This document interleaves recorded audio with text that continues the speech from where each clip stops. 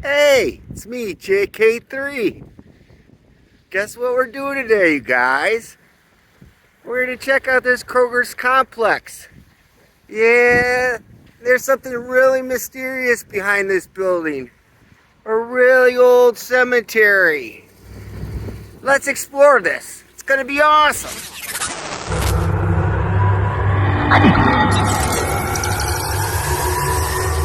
First of all of this property right here,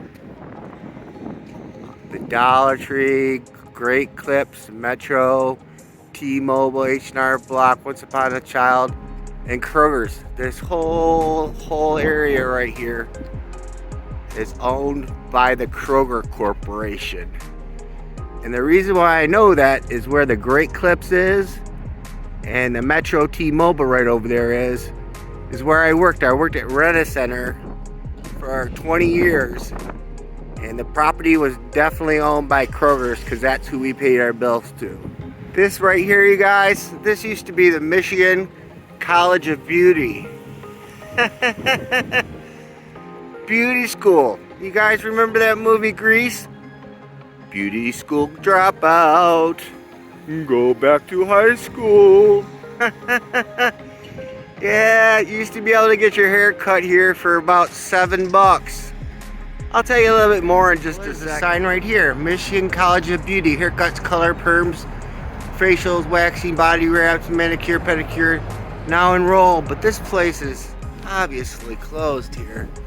Let's walk around real quick. See if we can see inside the windows. It's kind of a glare there, but this is where all the booths used to be, where the people that were learning how to become beauticians would cut hair, or all the new hairdressers would start learning, and they'd have a teacher, and they get it all set up and find out what the customer wanted, and then the teacher would kind of just overlook and watch exactly what they're doing, and was there to fix a bad haircut just in case one happened. This was the entrance right here, and this is the waiting room right there. I know you can't see very well. I'm sorry, guys. But yeah, I was here for a long time, for about at least 10 years that I can remember. Keep out. Wow. One thing was really funny about this place. This is the only place that I've ever gotten a haircut in my life that they made you pay first before the haircut. Yeah, probably because they were the kids getting training and stuff. Yeah, and probably people were like, my haircut sucks, I'm booking. And they just leave and not pay at all. So you had to pay in advance. Isn't that crazy? Put you right up against the glass. There's like some spray paint stuff on these walls even. Yeah, they have it really super ripped up in there. Maybe the X's mean save that. That's probably what it means. Sure, these were all the offices. This is a reshot of where they actually did all the work. I figured out a way to get rid of the glare pretty good. So yeah, this is where they actually worked. All the beauty school hairdressers that were learning. And they had their class in here too as well. Somebody is sleeping up here. There's somebody sleeping right up here.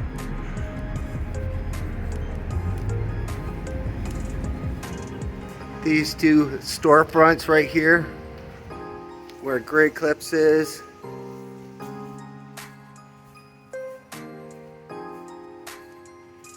And T-Mobile. This used to be the Rent-A-Center where I worked at. It was actually the two of these combined.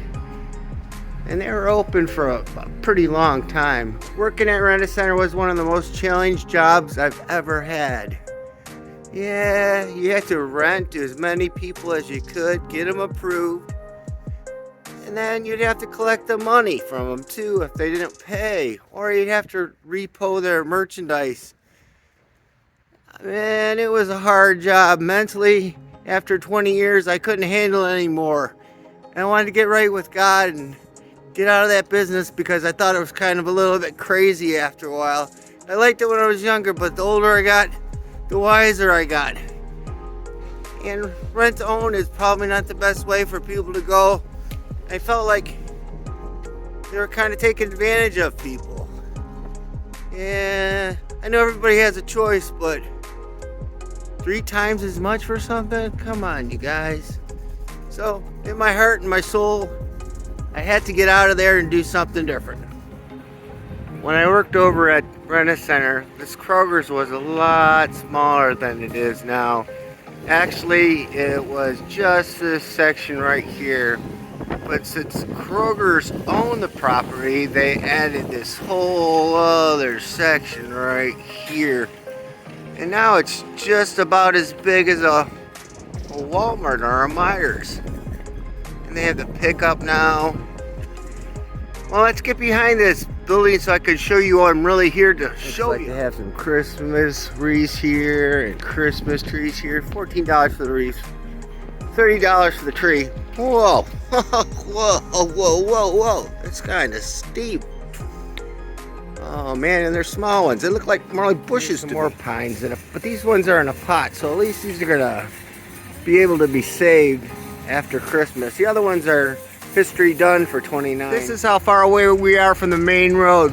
From the main road all the way to the back of Kroger's, I would say it's about 200 feet. And that's where the mystery starts here, you guys. I'm gonna show you this. We're almost there, you guys. All right, you guys, we're behind Kroger's now, and this is where the mystery starts. There's something kind of different back here. Back here behind Kroger's, there's a graveyard. And most of these people were born in the 1800s. 1867, 1872. Died 1943. Died 1943.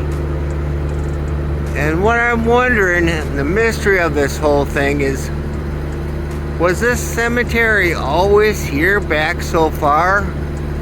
Or did they move this cemetery so they could build the Kroger's? I don't know. These gravestones are like almost right on top of each other.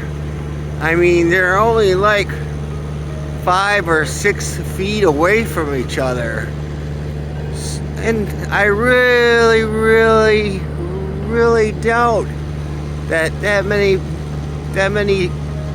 graves could be that close together. I mean, there's a lot here. Usually they're a lot more spread out than this. That's where the mystery's kind of coming in here, you guys. Most of the stones are in pretty good shape. They're not really cracked. There's a couple falling over there. Yeah, they have this big fence here because they want to keep you out. And then there's this big memorial type statue.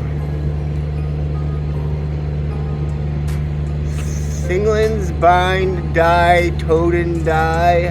I don't know what that even means. Anna Schumann, 1874 to 1854. Wow. Guess what happened, you guys? Some guy came out here that works maintenance for Kroger's and was telling me all about this cemetery. And I'm really glad I met him, because now I know the answers to my questions. This cemetery was always here from the 1800s. It's in the Lutheran Wellness Cemetery. And this cemetery hosts some different people. They're all from like Germany and some other country. And I don't know how must have been when they came to America. And another thing that's really interesting about this cemetery is it was for all people that had no families. These people that lived, that were buried back here, did not have moms and dads and stuff. I don't know, they were tied in with the Lutheran Church, And when they passed away, there were no families to take care of them, so the Lutheran Church buried them back here at the Wellness Cemetery. And the Lutheran Church made a deal with Kroger's, and they told Kroger's, hey, we have this cemetery plot on the land that you want to build, but the deal is you can buy the land, but the cemetery must not be moved. So I'm so thankful this is not like one of those poltergeist things where people's bodies were just thrown in a corner somewhere and their headstones moved. There's actually, some bodies buried here. The whole story is actually kind of sad, but I'm relieved that the cemetery wasn't just relocated for the sake of big business. And I'm glad that Kroger's said, yeah, we'll let you keep the cemetery.